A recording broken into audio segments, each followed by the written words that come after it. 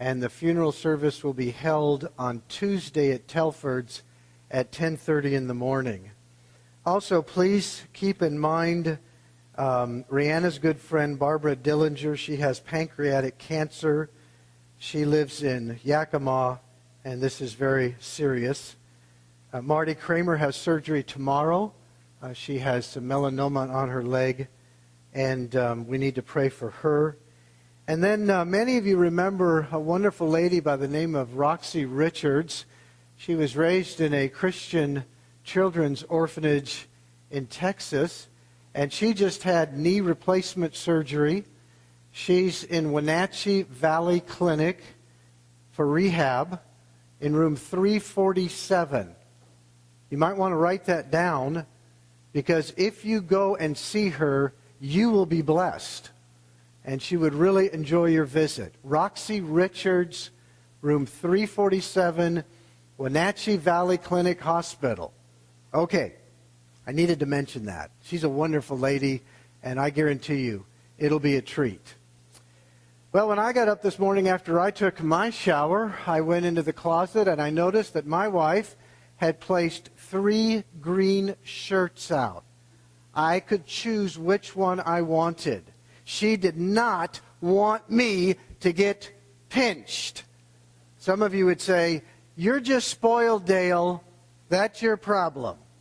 Well, if I'm spoiled, I'm thankful for it.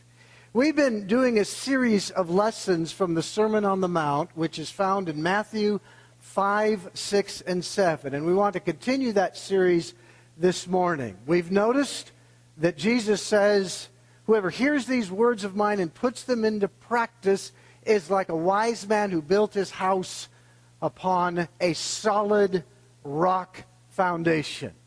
So Jesus tells us after he says all these words that this stuff is doable.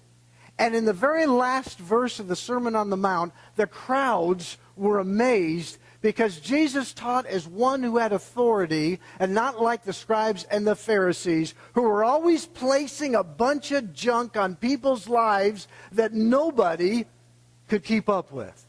Jesus makes sense out of what it means to be in relationship with God and relationship with others. And I would say that the Sermon on the Mount is all about relationship. It has to do with the way in which we treat each other. And when we practice this stuff, we are really beautiful people. This is, without a doubt, the very best relationship advice you will ever read or ever hear about. It is better than Dr. Phil. It is better than Oprah. It is better than Dr. James Dobson. It is better than Dr. Laura. It is better than Dr. John Gottman. And for the most part, I respect all of those people, but they don't come close to Jesus when it comes to relationship and how we are to treat our wives, our husbands, our loved ones with kindness and respect and grace and mercy. I think that's one of the reasons why it was such a blessing to be here yesterday for the memorial service of Bob Lawson. Sue asked me to read Micah chapter 6, verse 8. It's on the wall out there. It's a real simple passage. What does the Lord require of you? He has shown you, O man, what is good. And what does the Lord require of you? 3 things. To act justly. To practice kindness and mercy. And to walk humbly with your God. And that word for justly could also be translated as righteousness, as fairness. God wants us to treat each other with fairness and with kindness. Nothing compares to the wise words of Jesus when it comes to the way we treat each other. But I must choose to follow these words. They're doable, but I have to make the choice to put these words into practice. And so it becomes important for me to say to myself, I must do this. I have to do this. I want to do this. That's where we get to the point where this becomes who we are as we choose to want to live the way Jesus has called us to live. And so by way of review, in the last few verses of this particular sermon, Jesus tells us that this is doable. Matthew 7:24 through 27. As he begins the sermon, he looks at this large crowd of people and he tells them, you are blessed and you are loved by God. All kinds of people. And then he makes a declaration to these people. You are the light of the world. You are the salt of the earth. Now start acting like it, because I pronounce you to be the light of the world and the salt of the earth. And then he says something interesting. He talks about the Old Testament law, and he says, don't think that I have come to destroy the law and the prophets. I've not come to destroy. I've come to fulfill them. Everything written in the Old Testament is pointing us to Jesus. And Jesus says, I love Torah. I love God's law. And Jesus helps us to understand what that law really looks like. And so he says a little bit later on, unless your righteousness, your sense of fairness, your sense of justice exceeds that of the scribes and the Pharisees, you cannot enter the kingdom of heaven. And he gives us examples of what that righteousness looks like. When I see the word righteous, I kind of go a little crazy. It's kind of a buzzword, you know. Righteousness, what does that mean? That person thinks he's so righteous. You know, such a goody two-shoe. He doesn't do anything wrong. I'm reading a book. It's really, really good. It's by Timothy Keller. It's called The Prodigal God. You've heard of the prodigal son, based on Luke chapter 15. His book is called The Prodigal God.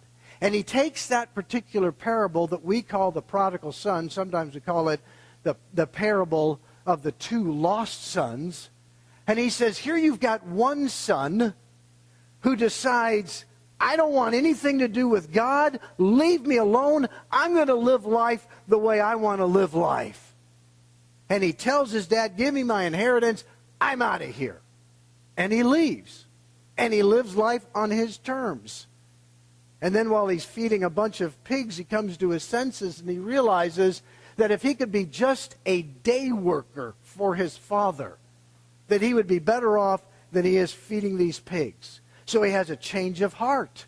He goes home, and his father sees him coming. He runs to him, welcomes him, slaughters the fatted calf. They have a wonderful feast. But then he has another son who doesn't even realize that because of his self-righteousness, because he thinks he's got his act together, he's as lost as the other one. And he says to his dad, this son of yours who's been out messing around with wild women, he comes home and you give him a great big party and the best steak is served, and you've never even killed a goat for me. I'm so good. I've been working so hard. I've been doing everything I'm supposed to. God, I deserve better. And the father lovingly says, everything I have is yours. You're welcome to the party as well. Why don't you have a change of heart as well? And Timothy Keller makes an excellent point in his book. And he says there are basically two categories of people in life. There are those who decide, I'm going to go do it my way, and I don't care what God thinks. I'll live life on my terms. And some of them come to their senses and return to God. And there's another group of people who he calls those who are the moralistic ones, those who are highly critical and judgmental of everybody else, the religious class. And they think God owes them something because they've been keeping all the laws perfectly. And they say to themselves, God, I don't deserve to be treated like this after everything I've done for you. And besides, you're just lucky to have me on your team. And you'll notice there's a lot of parables and a lot of stories in the teachings of Jesus where he emphasizes these two things. And what the Bible is teaching us is this. All have sinned and fallen short of the glory of God, and all of us are in desperate need of a Savior and of God's grace. And so here in Matthew chapter 5, Jesus says, unless your righteousness surpasses that of the scribes and the Pharisees, those guys that thought they had it all together, you cannot enter the kingdom of heaven. And he moves on in the sermon to give some practical examples of what righteousness really looks like. What it means to really treat people the way God wants us to treat each other. The older I get, the more convinced I am that this is what Jesus wants for all of us.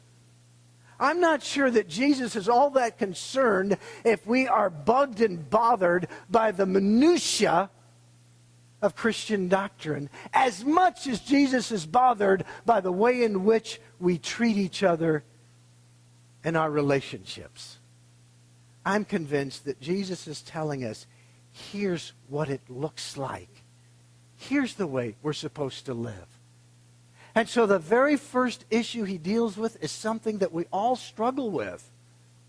Anger. Everybody seems to be angry about something or at someone or about some circumstance or about some issue going on. I mean, we're just addicted to it. And Jesus says, you've heard that they've said, thou shalt not commit a murder. But I say to you, whoever is angry is in danger of losing his life. He's in danger of Gehenna, of hell. And Jesus says, don't look at people and use language that's filled with contempt. Raka, you fool. That's not appropriate. If you're on your way to worship and you realize that your brother has something against you, go take care of that thing. Resolve it. And then as Jesus continues, he talks about the way that we treat each other in the marriage relationship. And we look at these verses and we think it's all about adultery and lust and a certificate of divorce. Jesus is using those as examples to tell us that's not the way you treat another human being. Men, don't look at women as an object of your sexual gratification. And the same thing applies to women. These are human beings created in God's image who need to be loved and cared for and treated the right way. A good marriage where two people understand the importance of these words of Jesus. There's no such thing as a perfect marriage, but there are definitely some marriages that are better than others. And the reason for it is practicing these words of Jesus. He says to these guys, you don't just give a woman a certificate of divorce, kick her out, and trade her in for a new model. That's not the way you treat people. That's not right. And then Jesus moves on in these words about relationships, and he talks about what we want to talk about today. Integrity. Deep integrity. Think of this. What if everybody spoke the truth in love? What if we were people of deep integrity? Later, Jesus will talk about not seeking revenge. He'll talk about loving our enemies. But today, we want to talk about this issue, deep integrity. I think we're bothered by the lack of honesty in our world. For example, not too long ago, several years ago, I heard a journalist interviewing a well-known politician and asking this politician whether or not she was going to run for a special certain office. And the politician did what most politicians do. You know, hemmed and hawed and blathered and bloviated and, well, right now I'm so busy, used I and me and my a lot, and my work right now is consuming me, and I need to do this, and I need to change that, and on and on and on. It was like Charlie Brown's teacher. Wah, wah, wah, wah, wah, wah, wah. And a simple yes or no answer would have sufficed. But you never heard that. In fact, you almost heard that this person was not going to run for this high office. Sure enough, 2 years later, primaries, right in there. Liar, liar, pants on fire. Why can't we just say it? And so we're bothered by the lack of honesty that is such a great part of our culture. But I suppose that's mild in comparison to other areas where we find a lack of integrity. Randy Harris, professor at Abilene Christian University, his book is called Living Jesus. We're using his materials for this series on the Sermon on the Mount. He talks about a study or studies that have been done regarding cheating that takes place in the academic setting. And he says, like a lot of teachers, I'm bothered by the studies that show one after another that virtually every student cheats. Not every student cheats on everything, but almost all of them say at some time in their college career that they cheat. Yeah, we have an integrity problem. Time Magazine had a cover article, and it was entitled, Lying. Everybody's doing it. And the article observed just how prevalent dishonesty is in America. And it gave an example, an experiment. A group of behavioral economists. What's a behavioral economist? I don't know. It's an economist that studies people's behaviors, their emotions, the way they choose to spend money based on psychology and a few, reasoning factors and some other things. But they did this experiment, and they took this group of people, and they encouraged them to cheat on a test in order to get more money. They ran the test one time, and people did about the same thing, and then they ran the test a second time, and they divided the group up into two groups. They took one group, put them in a soundproof room, and gave them these instructions. Before you get started on this, before you do this again, before you take this test, we want you to write down as many of the 10 Commandments as you can remember. Just write them down. We're going to test you on that. We just want you to write them down. The other group that they put in another soundproof room, they said, we want you to write down the movies that you've seen recently. It's not part of the test. We just want you to write down the movies that you've seen recently. And then they gave the same instructions to both groups to go ahead and feel free to cheat on this test, because to the degree that you cheat, you will earn or get more money. And they found out something really interesting.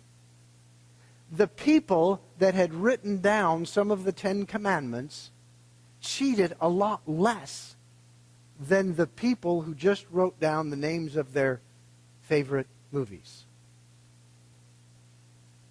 I think deep down it appears that we basically believe that we ought to tell the truth, but sometimes it's not the operative story we live by. And that same principle was true during the time of Jesus. Jesus talks about our need for deep integrity. If we're going to be serious followers of Jesus, telling the truth becomes extremely important. Not just important, it is essential. The New Testament teaches us to speak the truth in love. It is important that we do it in love. Jesus says here, you have heard that you shall not break your oaths, but keep the oaths you have made to the Lord. That's what you've heard. But Jesus goes on to say, but I say to you, don't swear at all. Don't swear by heaven. Don't swear by earth. Don't swear by Jerusalem. Don't swear by your head. Just let your yes be yes and your no be no. Well, what's he talking about? Well, what he's saying is there are a lot of folks out there teaching this thing that if you swear by something important, like heaven or earth or Jerusalem or your head, then you need to keep your word. But if you don't, easy come, easy go. You don't have to keep your word. Did you ever play that game when you were a kid? Where you crossed your fingers? All right? And somebody asked you something, or you said you were going to do something, but you had your fingers crossed. And so when you didn't do what you said you were going to do, my fingers were crossed. I don't have to do that. Well, that's the same thing that's taking place here. And Jesus is saying, don't do that nonsense. This passage is really not about oaths and swearing on something. It's about truthfulness and deep integrity. It's about letting your yes be yes and your no be no. And so Jesus says, anything beyond that comes from the evil one. And who's the evil one? Satan. And the Bible describes Satan in John chapter 8, verse 44, as the father of lies. So who do you want to be your father? Satan or God? Jesus is making the choice very clear. It's easy to find fault in others about telling the truth, though. But it's so hard for each one of us to examine ourselves about truthfulness. I would say this is kind of one of those Matthew chapter 7, 1 through 5 principles. The big plank and the little speck. It's always easy for me to be able to recognize when someone else isn't telling the truth than it is for me to honestly examine myself. So we must examine ourselves in this whole manner. We love to pick on celebrities. We love to pick on politicians. I just did. Let me pick on a couple more. Shall I? Okay. There was a well-known governor in one of our southern states, and he told his staff that he was going on a hiking trip. Maybe some of you have heard about this. To the Appalachian Mountains. And if you know the East Coast, you know the Appalachians spread from, I think, down in Georgia all the way up north to Maine or somewhere. But he was down in the southern part. He told his staff that he was going on a hiking trip in the Appalachian Mountains. And they were trying to get a hold of him, and they couldn't get a hold of him. And then it was discovered he had gone a little farther south. He had gone all the way down to Argentina. And in Argentina, he was visiting his beautiful babe mistress. And one article said, as a result of the episode, hiking the Appalachians became an acceptable euphemism in the English language. For what? Yeah, I think you get the picture. And of course he was caught, but, all of these web of lies and everything else, and now he's running for office again. And he's leading in the polls. I'm not going to tell you his name. There was another guy during Katrina. Storm hit, and he had gained access to $100,000 through lying, cheating, and bribes. And he put that $100,000 in a deep freezer in the basement of a house in the New Orleans area where his district was located. And he knew when that storm hit what was going to happen to the money, right? So he tried to get down there and rescue the money, but he got caught, and when he got caught, liar, liar, pants on fire. Again, these are our politicians. These are the people that are supposed to be running our country. And so while we're harsh on public figures, we are less harsh on ourselves. And I think it's important for us to do some honest self-evaluation. Randy Harris challenges his students by giving them this scenario, and I think it might be helpful for us. He says, let's pretend it's your final semester here at college, and you're about to graduate, and the one that you love so much has just said yes, and you're going to get married right after graduation, and you've got a great job waiting for you. And then you get an email from the registrar's office telling you lack one English class. And so you go to the registrar's office, you try to talk your way out of it, and you don't talk your way out of anything with the registrar's office. And so you sign up for another English class, and you look at all the possibilities and choices, and you go with American literature. And so you go to class, and you're okay with the poetry, it's short. Even though you don't understand it very well, even though maybe not all of it rhymes, at least it's short. And then there are three major novels you have to read. One is Scarlet Letter, by Nathaniel Hawthorne. I did read that a long time ago. I thought it was good. Randy Harris thought it was boring. How can you make salacious sex so boring?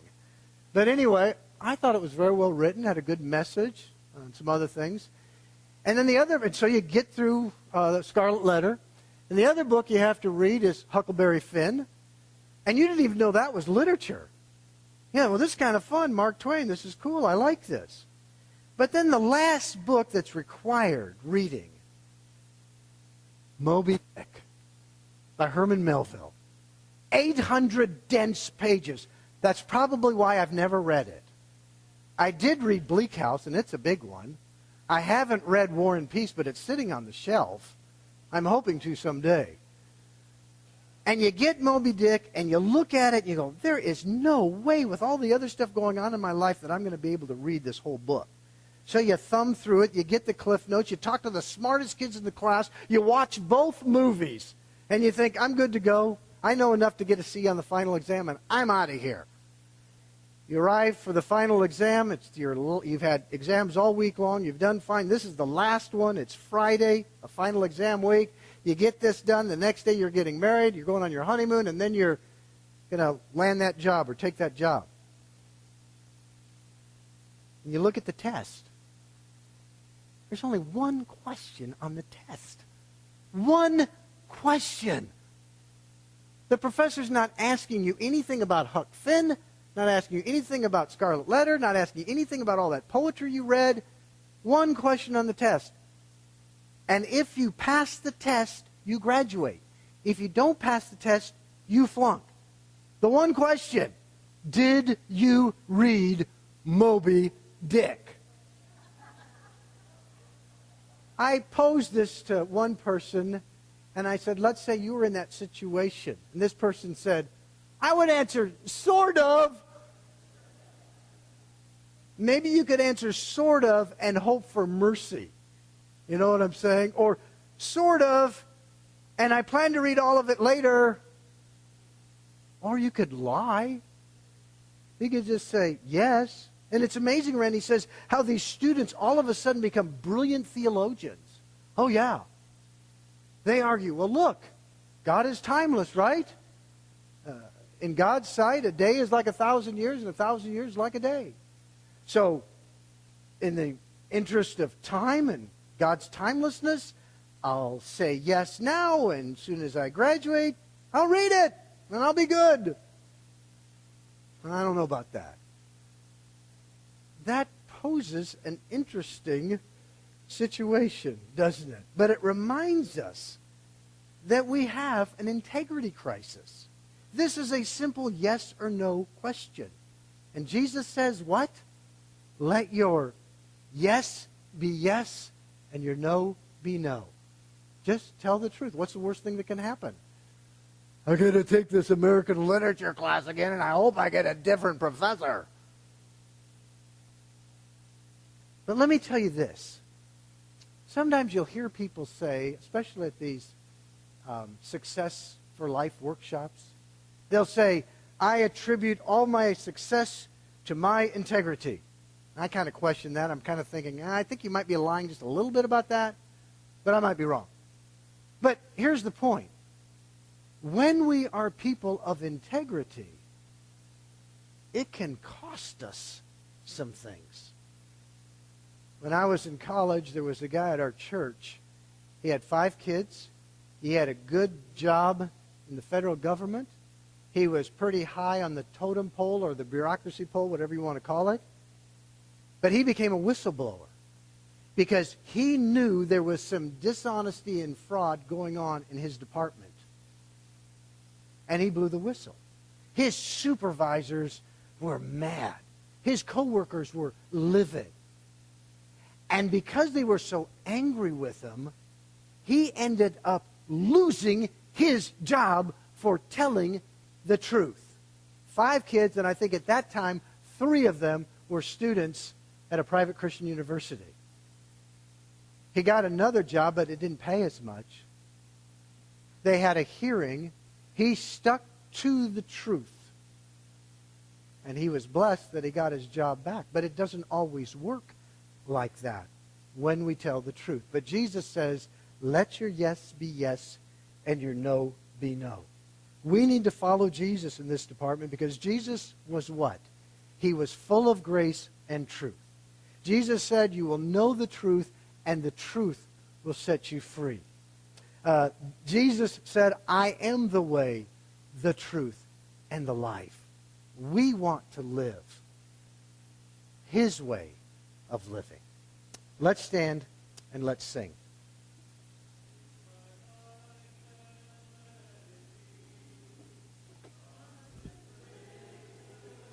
Lord, to thee.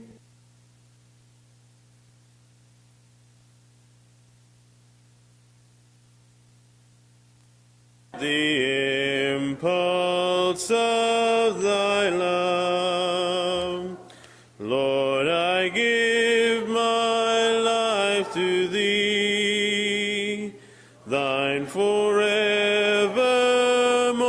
to be. Lord, I give my life to thee, thine forevermore to be.